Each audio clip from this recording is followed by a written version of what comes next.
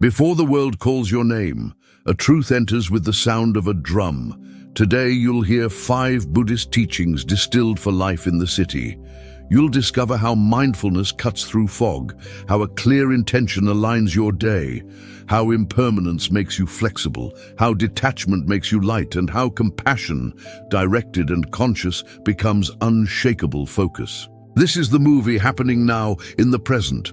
An alarm rings, a finger reaches for the screen, traffic roars, tasks pile up, the mind runs wild, but 5 teachings unfold like guardians at the gate. You breathe and return. You name your direction. You release what's heavy. You look at change without fear. You serve with purpose. The common enemy has many names: distraction, haste, anxiety, comparison. Today, it loses its power. The lesson begins. Teaching 1. Radical presence, attention, is the first act of love. The hardest battles don't happen outside, they happen within, when the mind runs off like a horse without reins. In the avenues of the modern world, the most expensive war isn't fought for oil or gold. It is fought for the most fragile and precious good, attention. Buddhism offers a silent and fierce tool, mindfulness. It's not a trend, it's a delicate hammer that sharpens the day, stroke by stroke, breath by breath. It begins simply. Sit for a moment, feel the weight of your body, notice the air entering and leaving. Name it as if you were pointing a flashlight into fog. Inhale, exhale. Each time the mind drifts to a memory or a prediction, one word pulls it back. Here. That word doesn't take up space, yet it holds the world. Here, it's not a location, it's a way of living. Radical presence doesn't require outer silence. It's practiced in the bus line, the elevator, at a red light, in a grocery aisle. An urban monk doesn't flee the city. He builds 1-minute monasteries in impossible corners. Attention, practiced like this, tames anxiety without resistance. It's cognitive judo. The more you try to control, the more you lose. The more you observe gently, the more things fall into place. It's like watching a crying child without scolding. The calm arrives by imitation. Presence is the first act of love because it restores the world to human scale. The cup becomes a cup again. The call becomes just one call. The message stops being a swarm. The trained mind becomes a craftsman, working on one piece at a time. That's where focus blooms. Radical presence means what's in front of you deserves to be in front of you. Everything else can wait. And the day, surprised, obeys. Teaching 2. Right intention. Name your north before you move. Distraction doesn't just steal time, it steals meaning. A task without a North Star is a ship without navigation. At the heart of the Noble Eightfold Path lies a quiet key: right intention. Not a motto for walls, but a compass you carry in your pocket. Right intention is discrimination at its highest level. It says yes to what nourishes, no to what scatters, and maybe to what you're still learning to understand. An urban monk can't fight every battle. He learns to fight only those that polish the soul. Practice is simple. When the body wakes, before coffee, before chaos, formulate one short sentence. Write it if needed. Today I guard my words. Today I listen before responding. Today I finish what I start. Today I don't harm. Today I serve. Right intention isn't measured by grandeur, but by consistency. A full day anchored in a single humble intention is more powerful than a month of random brilliance. Intention turns energy into an arrow. Focus is born from that edge. This teaching works like strategy. Naming what's important prevents the urgent from devouring it. When the screen offers you 100 paths, your chosen phrase is the light that flickers but doesn't die. At noon, if the tide has carried you off course, repeat your intention, like checking the compass mid-sea. You don't have to shout it at the world. Just remind yourself who's driving. Here the paradox holds true. Less is more. The small directs the great. The invisible sustains the visible. A clear intention is a filter protecting the heart and guarding your time. Not everything deserves a response. Not every urgency is real. Right intention is the doorkeeper. It lets in what nourishes and leaves out what only shines. Focus then stops being a heroic effort and becomes a habit born from one chosen sentence each morning. Teaching. 3. Impermanence. Embrace change and protect your energy. The confused mind fights clocks, seasons, people, and circumstances. It believes everything must fit its plans. Buddhist wisdom draws another map. Everything changes. The word is familiar. Its flavor is forgotten. Impermanence isn't a punishment. It's how life breathes. Resisting it is like holding your breath until you suffocate. Understanding it is exhaling and finding space again. Focusing isn't about clenching tighter. It's about letting go of what expired so your energy can feed what alive. Impermanence means plans that shift, relationships that evolve, moods that rise and fall like tides. To protect your energy is to welcome this rhythm without drama. Talk to your day like this. Today you brought clouds, I'll offer flexibility. Today you brought sun, I'll offer work. Rigidity, the old armor, once promised safety and gave fractures instead. Flexibility gives you a spine made of bamboo. Here, cognitive judo works again. Stop fighting and you grow stronger. When you accept the wave, you learn to ride it. When you admit a chapter has ended, you stop wasting emotional fuel on what no longer breathes. Impermanence becomes an ally of focus. It clears the field. It pushes you to reassess your priorities with honesty. What was central yesterday may be peripheral today, and there's no betrayal in that. Only maturity. A concrete practice. At the start of each week, review your commitments.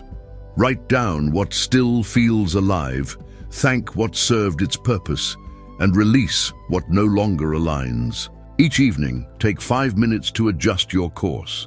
That micro-flexibility prevents frustration and sustains focus intelligently. Impermanence ceases to be an enemy. It becomes the condition for creativity itself. Like music, without change, there is no melody. Teaching 4. Intelligent detachment. Travel, light to go far. The common enemy also dresses in gold and promise. It arrives as a notification, a compliment, a sale, a comparison. It asks for attention, desire, approval.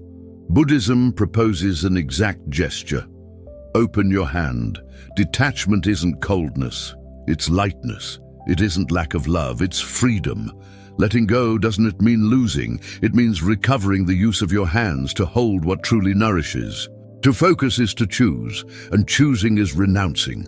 Modern culture confuses abundance with accumulation, freedom with having endless options. Intelligent detachment teaches another math. Subtracting adds, emptying creates space. Setting boundaries gives oxygen to what matters. Draw a line. On one side, noise. On the other, your heartbeat. Practice it both materially and subtly. Materially, clear your desk, clean your inbox, donate what you don't use, close open tabs. Subtly, observe comparisons, jealousy, old grudges, rigid expectations. Acknowledge them, learn from them, release them. This isn't a one-time act, it's compassionate gymnastics. The lighter the mind, the sharper the focus. What once scattered across 100 directions now waters one garden. And the paradox appears again. By releasing possessions, your sense of wealth grows. By releasing the need for approval, your voice gains truth. By releasing borrowed goals, your steps become your own. Detachment doesn't steal the world, it gives it back to you. That return is pure focus. Start small, 1 hour without screens, one conversation without multitasking, one walk without earbuds.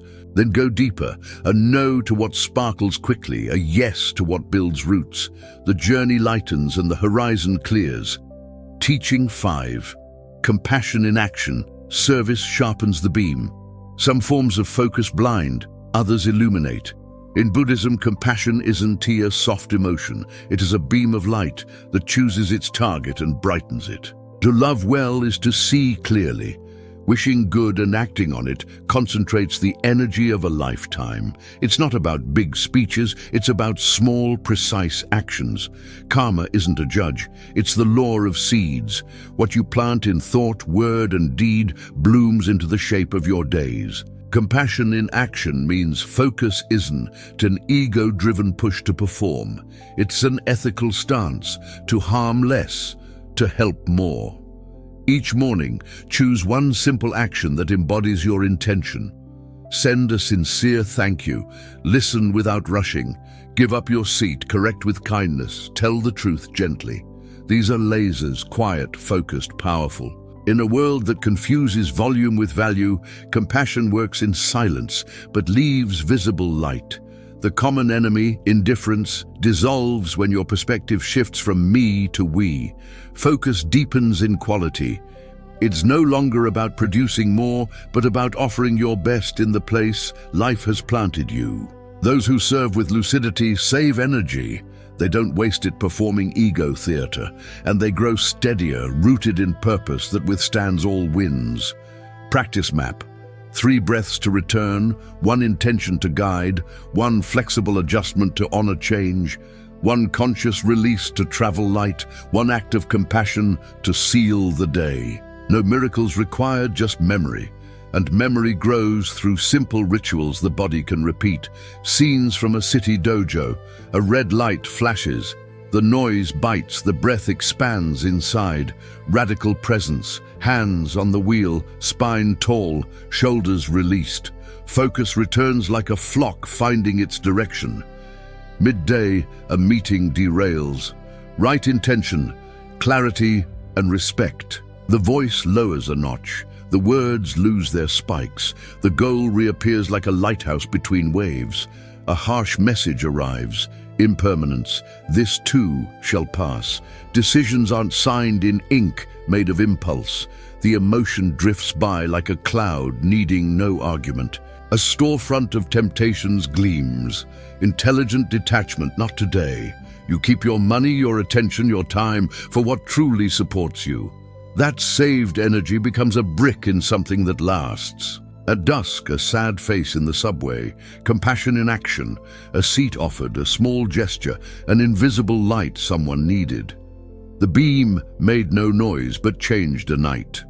The greater story. A monk in the city, a monk without robes carrying a backpack and a city rhythm, wakes before sunrise. The window is still a slate of ink. Before the algorithms spread their nets, he plants silence. Radical presence, 1 hand on his heart, 1 on his abdomen. Air enters, air leaves. The house inside rearranges itself. Thoughts knock like salesmen. He offers tea, not contracts. They pass, they go. He rises, puts water to boil. As it heats, he names his intention. Today I care for my words. No lies, no exaggeration, no harm. The phrase drops inside him like a stone in a well, echoing long after. He dresses simply, walks into the street like entering an unplanned temple, each corner a bell, each face a candle. The day, generous and demanding, tests him quickly. A push on the bus. The old impulse flares. Impermanence. This irritation doesn't define the trip. He smiles inwardly. An older woman boards with bags. Detachment, he gives up his seat, gives up his rush, gives up his need to win the moment. Compassion, the gesture is small, the ripple is not. At work, a harsh email waits. Presence, he reads slowly. Intention, respond clearly. Impermanence, adjust expectations. Detachment, he doesn't need the last word. Compassion, he includes a solution for others. The beam lands where it should. At midday, the city buzzes like a hive. The monk steps outside for 5 minutes. No phone, trees that no one sees, a bird that no one hears. The world hasn't changed. The way he inhabits it has. Focus sharpens. He returns, finishes a task that had begged for closure. The sense of completion gives him energy back. The circle closes quietly. At night, tired but wide, he returns home, opens the window. The sky is copper-polished by light. Before sleep, 3 breaths, 1 gratitude, 1 review without self-punishment. If he stumbled, lesson learned. If he triumphed quietly, respect without trumpets. Clarity doesn't shout, it walks. The method for sustaining focus without burning out. First, the body. Without a cared-for body, the mind becomes a dark room. Buddhist practice begins with posture, upright spine, full breath, real rest. Tending the body recovers enormous attention stolen by stress. Eat with awareness, sleep with humility, move daily, not morality, energy engineering. Second, rhythm. Focus isn't a straight line, it's a pulse. Deep work alternates with small breaks that let the mind breathe. These intervals aren't escapes, they're service to clarity. Use them to breathe, stretch, look far, give thanks. Returning to your task will feel as natural as the tide. Third, speech. The tongue can sharpen focus or manufacture chaos. Buddhism offers right speech, truthful, timely, kind, and useful. Speak less, say better. Every sentence repaired is an hour of confusion saved. Silence, placed well, is a compass rose. Fourth company, no one sustains focus surrounded by noise. Choosing carefully who enters your space isn't elitism, it's mental hygiene. Listen to voices that lift you, limit doses of cynicism, avoid the poison disguised as humor. Compassion includes boundaries. A firm no protects your inner beam. Fifth, contemplation. Without space to look inward, life shrinks into production. Contemplation remembers the vastness, no mountain required, a passing cloud, a living plant, an empty street at dusk. Contemplation expands the heart, cleans the lens, and births wiser focus. The common enemy unmasked. Distraction isn't bad luck, it's business. Entire markets exist to buy your attention for dopamine. Buddhism doesn't demonize technology, it reveals the spell. The antidotes: body awareness, clear intention, compassion in action. Distraction feeds on automation, awareness exposes it. What's seen can be changed. Haste disguises itself as efficiency, promising that the fastest wins. But haste collects debt, errors, regrets, relationships bruised by neglect. The Buddhist approach doesn't worship slowness, it honors the human rhythm, where precision, listening, and beauty can exist. Comparison is another thief. It turns life into a stadium, endless competition. Focus nurtures something else, humble mastery, improving what's yours without glancing sideways. The trained mind applauds goodness wherever it appears, because it knows that nothing good is stolen by appreciation. The gong of closing. The 5 teachings return, shaped for your mouth so they sound like your story. Radical presence. Attention is the first act of love. Right intention. Name your north before you move.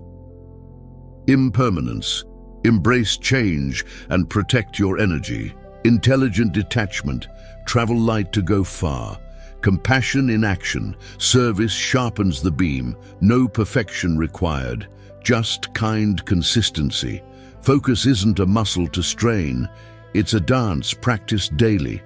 Buddhism says it plainly. What you repeat, repeats you. Repeat presence, and you become presence. Repeat compassion, and you become compassion. Repeat intention, and you become path. And now a brief echo, like a seal on fresh wood. Focus on what breathes with you. Let everything else pass. If this message serves you, let it travel. Sharing it might be the light someone needs tonight. And if you want more moments of calm and clarity, this house is your house. Subscribing is like leaving a light on for the next sunrise.